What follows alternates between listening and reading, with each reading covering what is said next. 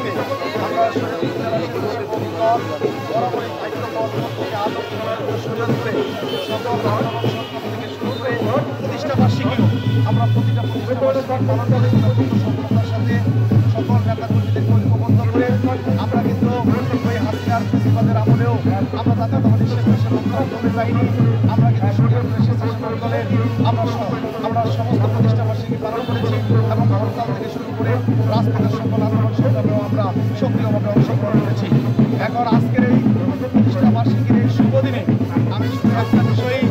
সমগ্র জাতিকে জানাতে চাই মাইকের মাধ্যমে যে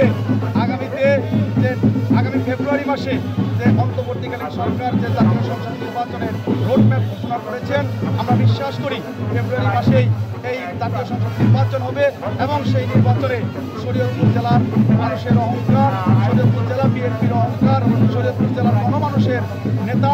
আমাদের নড়িয়া বিপুল তথা ভদ্রদের তথা শরীয়তপুর 2 আসনের প্রিয় নেতা শরীয়তপুর জেলা বিএনপির বিপ্লবী সভাপতি আলা শফিকুর রহমান কিরণ ভাই, তাকে ইনশাআল্লাহ জাতীয়তাবাদী স্বেচ্ছাসেবক দলের সকল নেতাকর্মীরা এই নড়িয়া